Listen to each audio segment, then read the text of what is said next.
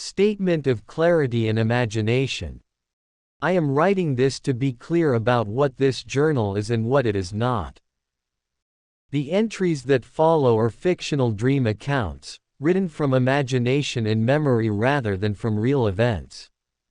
They are not eyewitness records, warnings, confessions, or documentation of anything that has occurred in the waking world.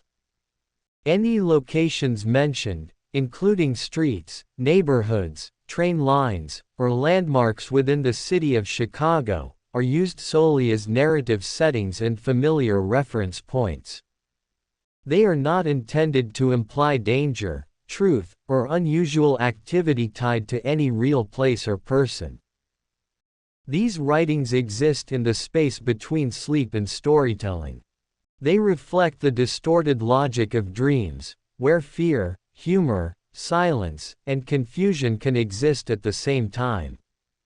Some entries may feel unsettling, others absurd, but none are meant to be interpreted as literal, predictive, or factual. Any resemblance to real individuals or experiences is coincidental. I am not asking the reader to believe these accounts. I am asking only that they be read as imagined fragments, a creative exercise in atmosphere and unease. This journal does not instruct, warn, or accuse. It records nothing that follows the rules of the waking world. If you are reading or listening to this, understand that what is written here stays here. These are stories shaped by sleep, written while awake, and meant to remain on the page. When Sleep Forgets the Rules. Season 1. Extracts from a Found Dream Journal. Entry 1. The Ceiling on South Justine. I fell asleep in my old bedroom near South Justine Avenue, the L rumbling outside like it always does, but in the dream the sound felt closer, like it was inside the walls. I woke up in the dream and noticed the ceiling looked wrong, sagging slightly, textured, uneven. Then it blinked. One slow blink, wet and deliberate, like it had been watching me long before I noticed it. I remember whispering sorry, actually apologizing to the ceiling for being awake, because it felt offended, like I'd interrupted something private. When I woke up for real, the ceiling was normal, but the paint above my bed has a crack now that I don't remember being there before. Entry 2. Voices at the Roosevelt Stop. I dreamed I was standing on the Roosevelt L platform during late hours, the city quiet in that unnatural way it only gets after midnight. Everyone waiting for the train spoke with my voice. Different words, different tones, but all of them came from my throat. A woman laughed using my laugh, a man argued into his phone using my anger. When I tried to shout, no sound came out of me. Instead, someone across the tracks screamed with my voice and fell silent. I woke up with my throat burning. The next morning, I avoided talking on the train. Entry 3. The House off West Garfield. There's a boarded-up house near West Garfield Boulevard that locals swear nobody owns. In the dream, I was inside it. The rooms kept rearranging themselves every time I turned my back. The kitchen became a hallway, the hallway became a bedroom with unfamiliar toys, the front door always opened into another room instead of outside. The longer I stayed, the more the house felt familiar, like it remembered me from somewhere else. Every time I tried to leave, the walls creaked in a way that felt disappointed. I woke up before I found the exit. The house is still there in real life. I don't walk past it anymore. Entry 4. Stillness on the Red Line. I dreamed the red line stopped between stations, lights flickering. Everyone froze when I wasn't looking at them.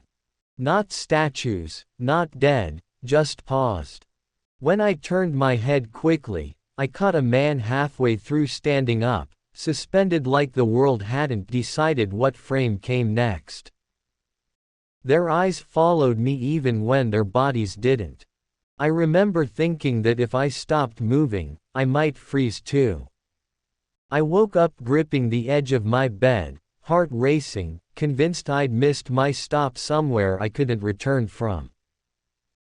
Entry 5. The mirror in the bathroom at 63rd Street. The phone rang in my dream, but the sound came from the bathroom mirror of an apartment near 63rd Street where I used to live. My reflection answered before I could stop it. It listened, nodded once, then mouthed that I shouldn't have answered, its lips moving slightly out of sync with mine. When it passed the phone back through the glass, the voice on the other end said my childhood nickname, one I haven't heard in decades, and laughed. I woke up to silence, but the mirror was fogged like someone had been breathing there long after I left. Entry 6. The hallway beneath the L tracks. This dream took place under the L tracks near the South Side Yards, where sound echoes wrong. I was running down a hallway that narrowed the faster I moved, the walls breathing inward like ribs. Behind me, something followed calmly, never rushing, never making noise, yet always closer. The thought hit me mid-run that if I stopped, it wouldn't attack me, it would pass me. That realization terrified me more than being chased. I woke up mid-step, legs aching, like my body remembered the run even if my mind didn't. Entry 7. The thing in the parking lot. Not all of them end badly. In one dream, a massive shadow creature chased me through a grocery store parking lot on the west side, roaring dramatically. Then it stopped, confused, and asked me why it was chasing me in the first place. We both stood there awkwardly while it tried to remember. It apologized, embarrassed, and walked away between parked cars. I woke up laughing, then immediately checked the lot outside my window. Nothing was there, but I didn't sleep again that night. Entry 8. The nightmare that quit. The last entry I remember clearly felt like a classic nightmare setup: foggy streets, footsteps behind me, low humming in the air, somewhere near downtown Chicago where everything looks the same at night. Nothing ever happened. The tension just hung there until the fog rolled back like a stage curtain.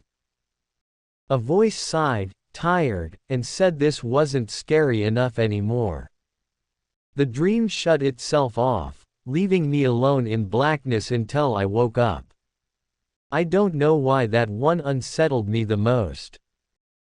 End of Season 1. Some nights I don't dream at all. Those are the nights that worry me. It feels like something is skipping entries, like the journal is being written whether I remember it or not.